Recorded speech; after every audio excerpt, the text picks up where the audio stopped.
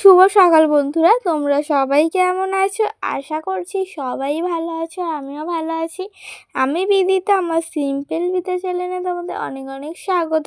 তোমাদেরকে সাথে নিয়ে আজকে একটা নতুন ভিডিও শুরু করছি। আশা করছি রোজকার মতন আজকের ভিডিওটাও তোমাদের ভালো লাগবে। আর আজকে যেহেতু জন্মাষ্টমী, আমাদের গোপু সোনাদের বার্থডে, তাই জন্য ওদের বোন ঘাগরা পরিয়ে দিচ্ছে। এই ঘাগরাটা বোন নিজে হাতে বানিয়েছে, মানে বোন একা নয়, মাও বানিয়েছে। বোন তো এমনিই পুতুলের অনেক জামা কাপড় বানায়, তাই ওর ইচ্ছে ছিল গোপালেরও দুটো এরকম ঘাগরা বানাবে। এই যে ঘাগরাটা এখন পরিয়ে দিচ্ছে ও সুন্দর করে। আর ও বলল যে আজকে আমিই পরিয়ে দিই। এর আগের বছরেও পরিয়েছিল, আর এবছরে আবার পরালো। আর দেখো কি সুন্দর লাগছে গোপু সোনাদের। ওই যে এখন এক এক করে একজনকে পরানো হয়ে গেছে, সুন্দর করে মাথায় পালক লাগিয়ে দিয়েছে, পুরো মুছে হাত পা সুন্দর করে দিয়েছে। আর এই দিকে দেখো হাড়গুলো ঠিক করে দিয়েছে সামনের দিকে এগিয়ে। আর ঘাগরাটা পরতে বেশ ভালো লাগছিল দেখতে ওদেরকে। আর এইদিকে দেখো আমার মা এদিকে আনাজগুলো কেটে নিচ্ছে। যা যা ওর বার্থডেতে আমরা ওকে খাওয়া করে দিই, সেগুলোই জোগাড় করে নিচ্ছে। এদিকে ময়দা মেখে লেচি করে নিয়েছে। আর এইদিকে পটলটা এখনও কাটা হয়নি, এখন আলু কাটছে, তারপর পটল ভাজার জন্য পটল কাটবে।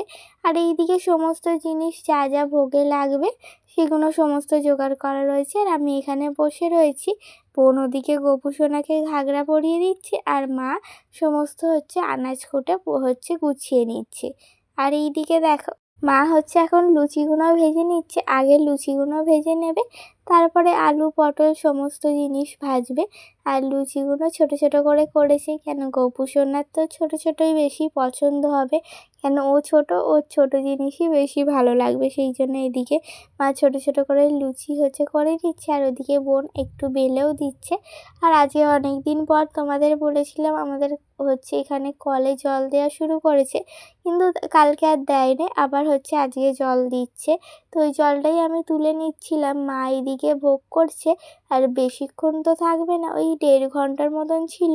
আর বসে বসে আমি ততক্ষণ ভাবলাম জলটা তুলে নিই, তাহলে সুবিধা হবে, না হলে আবার তুলতে হবে। কিছুটা তো জল তোলা থাকলে অনেকটাই সুবিধা। এবার তো পুকুর থেকে জল তোলাই যাবে, কিন্তু স্নান করার যদি জলটা তোলা যায়, আর খাওয়ার জল তো কল থেকেই নিয়ে আসবো, কেন এটা সবে দিচ্ছে জলটা, সেই জন্য।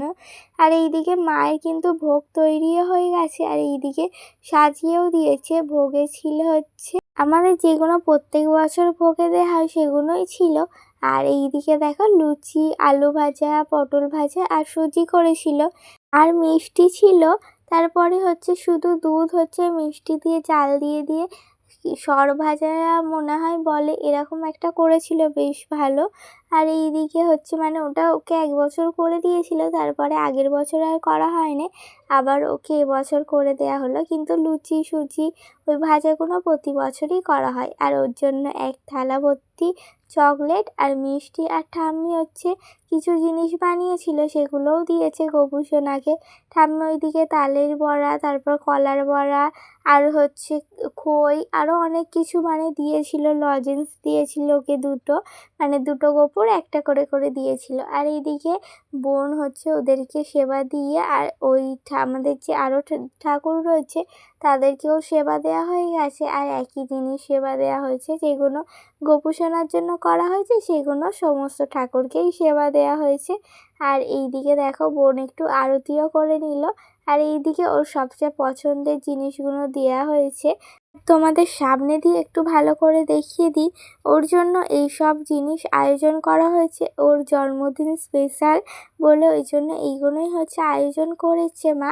প্রত্যেক বছর এই জন্মাষ্টমী বা গোপু সোনার জন্মদিন বলো, পুরোটাই এইভাবেই আমরা পালন করি। তো সেই প্রতি বছরের মতন এবছরেও এইভাবেই পালন করলাম। আর গোপু সোনাদের মালা পরিয়ে সামনে সুন্দর করে বোন ফুল দিয়ে সাজিয়ে দিয়েছে, বেশ মিষ্টি লাগছে। ঘাগরাটা পরলে গোপু সোনাদের বেশ মিষ্টি লাগে। আর মাথার পালকগুলোও সুন্দর করে লাগিয়ে দিয়েছে। আর এখন গোপু সোনা সেবা পাক, তারপরে তোমাদের সাথে দেখা হচ্ছে। আর ওইদিকে ছোট ভাই বোন সবাইকে প্রসাদ দেওয়ার পর আমরা ওই প্রসাদ খেয়েছিলাম, খেয়ে আর একটু শুয়েছিলাম।